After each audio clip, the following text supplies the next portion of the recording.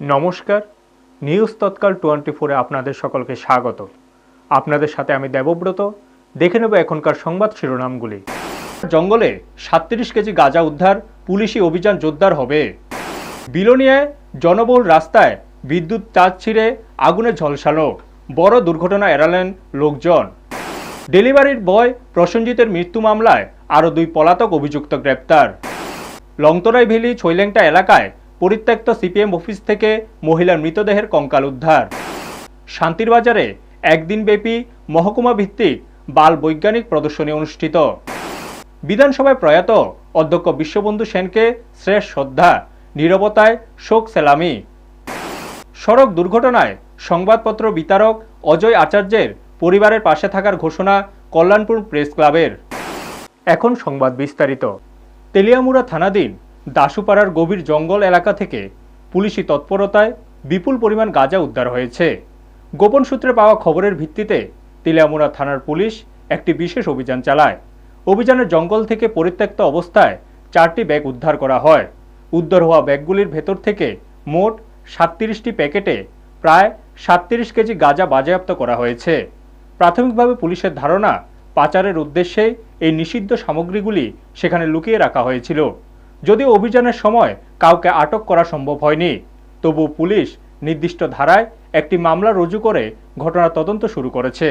এই চক্রের সঙ্গে কারা জড়িত এবং কোথা থেকে গাঁজা আনা হয়েছিল তা খতিয়ে দেখছে পুলিশ। এই বিষয়ে বিস্তারিত জানিয়ে তেলিয়ামুড়া থানার ভারপ্রাপ্ত অফিসার ইনচার্জ জয়ন্ত কুমার দে জানান, মাদক বিরোধী অভিযান আরও জোরদার করা হবে এবং দোষীদের চিহ্নিত করে আইনের আওতায় আনা হবে। ব্যুরো রিপোর্ট, নিউজ তৎকাল 24। আমাদের কাছে সিক্রেট ইনফরমেশন ছিল যে দাসুচন্দ্র পাড়াতে ইলিগেলি কিছু গাঁজার প্যাকেট স্টোর করা হয়েছে। তো অ্যাকচুয়ালি এক্স্যাক্ট লোকেশনটা আমাদের কাছে ছিল না, তারপরে ভেরিফাই করার জন্য আমরা ওখানে গিয়ে ভেরিফাই করি। তো আমাদেরই নেতৃত্বে ছিল ইন্সপেক্টর অজিত দেববর্মা, WSI সুমিত্রা দেববর্মা এবং আমাদের SI বাবু। তো ওনারা গিয়ে স্টাফ নিয়ে ওখানে গিয়ে সোর্স মোতাবেক ওই জায়গাতে খোঁজ করেন। তো খোঁজ করার পর আমরা দাসুচন্দ্র পাড়ার অ্যাকচুয়ালি রেল ক্রসিংয়ের পরে ওখানে যে জমাতিয়া বস্তি আছে, তো ওখানেই খোঁজ করা শুরু হয়েছিল। তো ওখানে সঞ্জিত করে একজনের লোকেশন ছিল। তো ওখানে গিয়ে তো কিছু পাওয়া যায়নি, কিন্তু ওখান থেকে দেখা যায় যে গভীর জঙ্গলে যাওয়ার যে রাস্তা আছে, সেই রাস্তা দিয়ে কিছু ফুটপ্রিন্ট মার্ক ছিল। তো ওখানে গিয়ে খুঁজতে খুঁজতে যখন জঙ্গলে যাওয়া হয়, তখন জঙ্গলের ভেতরে গভীর জঙ্গলে ফরেস্ট ল্যান্ড, ওখান থেকে 4টে ব্যাগ পাওয়া যায়। যে 4টে ব্যাগের মধ্যে টোটাল 37 প্যাকেট গাঁজা পাওয়া যায়, যে প্রত্যেকটি প্যাকেট 1 কেজি করে, 1 কিলো করে। হঠাৎই জনবহুল রাস্তায় ছিঁড়ে পড়ল বিদ্যুৎবাহী তার। ঘটনায় হতচকিত হয়ে ওঠেন মানুষ। রাস্তায় তার ছিঁড়ে পড়ে জ্বলে উঠল আগুন। আতঙ্ক ছড়ালো এলাকায়, পাশাপাশি চাঞ্চল্যের সৃষ্টি হয়েছে। যদিও সে সময় রাস্তায় কোনো পথচারী না থাকায় বড় ধরনের কোনো দুর্ঘটনা ঘটেনি, তবে সকলেই বিদ্যুৎ দপ্তরের খামখেয়ালিপনাকে এই ঘটনার জন্য দায়ী করছেন। ঘটনা বিলোনিয়া মহকুমার বরপাথরির সোনাপুর এলাকায়। পরবর্তী সময়ে এলাকাবাসীর পক্ষ থেকে বিদ্যুৎ দপ্তরের খবর দিলে আপাতত লাইন কেটে দেওয়া হয়। কেন এবং কিভাবে তার ছিঁড়ে পড়ল তা জানা যায়নি, তবে অল্পেতেই বাঁচল অনেকেই। ব্যুরো রিপোর্ট, নিউজ তৎকাল 24। ডেলিভারি বয় প্রসেনজিৎ সরকারের মৃত্যুর সঙ্গে যুক্ত আরও 2 অভিযুক্তকে শনিবার ত্রিপুরা আসাম সীমান্তে পানবাজার থেকে পুলিশ গ্রেপ্তার করেছে। ধৃতরা হলেন মেঘদীপ ভট্টাচার্য এবং পিউধর। শনিবার গ্রেপ্তারকৃতদের ধর্মনগর জেলা ও দায়রা আদালতে পেশ করা হয়। আদালত তাদের জামিন মঞ্জুর না করে আগামী 30শে ডিসেম্বর পর্যন্ত জেল হেফাজতের নির্দেশ দেন। প্রসেনজিৎ সরকারের মৃত্যুর মামলায় ইতিমধ্যে বেশ কিছু অভিযুক্ত গ্রেপ্তার হয়েছে, তবে পুরো ঘটনা তদন্তাধীন রয়েছে। পুলিশ জানিয়েছে, ধৃতদের কাছ থেকে আরও তথ্য সংগ্রহ করা হচ্ছে, যা মামলার সুষ্ঠু বিচার ও অপরাধীদের শনাক্তকরণে গুরুত্বপূর্ণ ভূমিকা রাখবে। এই ঘটনায় স্থানীয় সমাজে উদ্বেগ এবং চাঞ্চল্যের সৃষ্টি হয়েছে। ঘটনাটি সাধারণ মানুষের মধ্যে নিরাপত্তা নিয়ে প্রশ্ন তুলেছে। পুলিশ জানিয়েছে, ঘটনাটির তদন্ত অব্যাহত রয়েছে।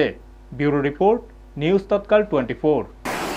আপনারা জানেন, ধর্মনগরে একটি কেস হয়েছিল 13/12/2025 ইংরেজি অনুমান 6টার সময়।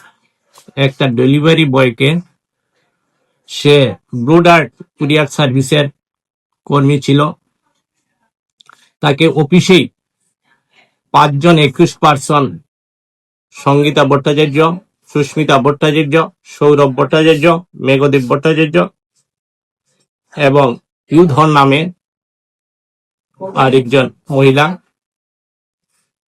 ওই অফিসেই হেনস্থা করে এবং তাকে মারধর করা হয় এবং এই মারধরের সমস্ত বিবরণ সোশ্যাল মিডিয়াতে ভাইরাল করা হয় তাদের মোবাইল ফোনের মাধ্যমে।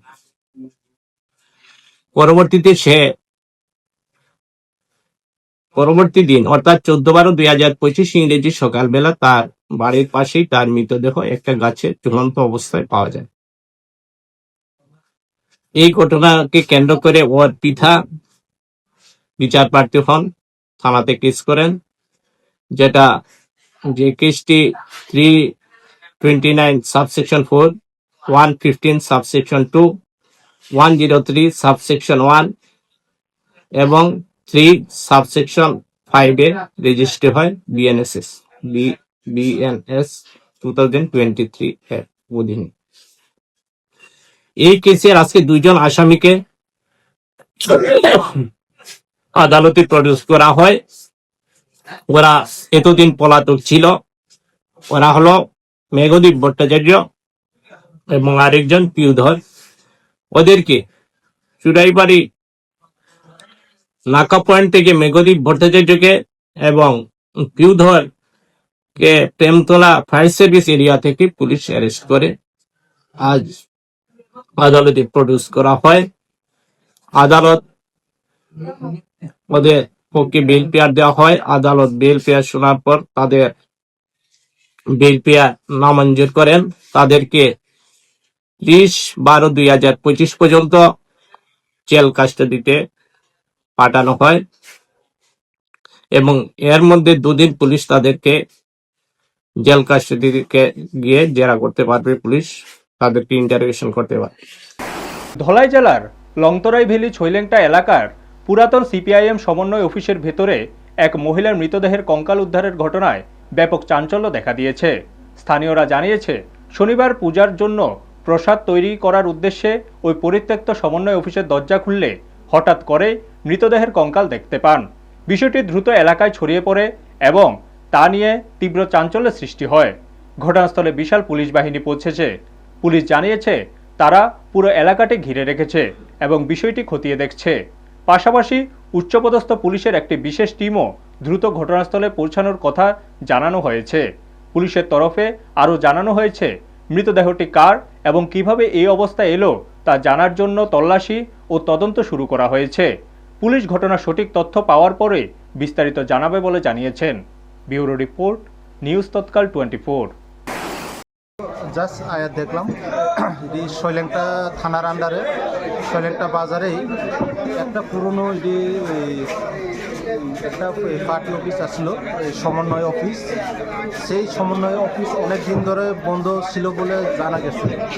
তো আজকে এখানে কাছে যে শনি পূজা যারা করেছিল তারা ভিতরে রান্না বান্না করার জন্য সেটা খুলেছিল।